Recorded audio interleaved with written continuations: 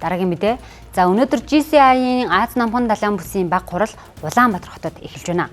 2025 оны 6 дугаар сарын 12-наас 15-ны өдрүүдэд зохион байгуулах энэ хуралд дэлхийн өнцөг болон мөрөөс 5,000 гаруй төлөөлөгч оролцохоор хүрэлцэн ирсэн байна. За GCI Монгол байгууллагын сүүлийн 30 жилд нийгмийн эдийн засгийн эерэг өөрчлөлт авчрах хүчтэй хөдөлгөөн болж хөгжиж ирсний нэг баталгаа нь энэхүү хурлыг эх орондоо зохион байгуулж байгаа үйл явдал мөн гэдгийг тодтогч байна.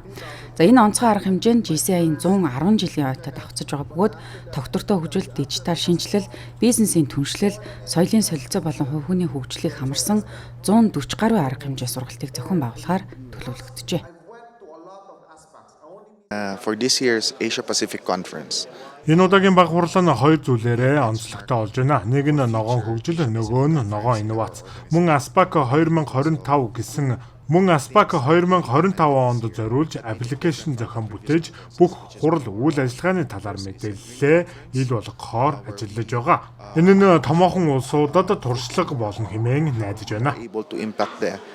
Энэ арга хэмжээ маань 22 оноос одоо 2 дахь удаага Монгол дахиж энэ бүсийн чуулганыг зохион байгуулъя гэдэг санаачлагаар Улаанбаатарт хийхэд одоо сурчлагаа хийж Монголд хийх одоо танилцуулгууд bidding process болон promotion process-оор яваад ирсэн. Тэгээд өнөөдөр ингээд зохион байгуулах хорооны баг маань 150-аад гишүүнтэй болж өргөжөөд 300 гаруй одоо волонтер ажиллаж дээрэс нь 1300 гаруй GCI Монголын гишүүд маань энэ бүх зохион байгуулалтад салбараараа үндэсний байгууллагаараа ингэж оролцож зохион байгуулж байгаа. Амжилттай зохион байгуулж байгаа гэж дүгнж байгаа нэг юм маань бол бидний одоо оролцогчдын тоог зорьсон тоондоо хүрч бүртгэлээ хийлгэж Монгол улсад ирж ингээд өргөнөөр арга хэмжээнд оролцож байна. 2025 оны GCI ASPAC баг хурал нь Монгол улсын засгийн газрын Монгол зочлоороо 2023-аас 2025 оны зорилготой бүрэн нийцэж байгаа ажээ. За түүнчлэн Go Mongolia үндэсний брендинг кампанит ажлын хүрээнд зохион байгуулагдаж байгаа юм.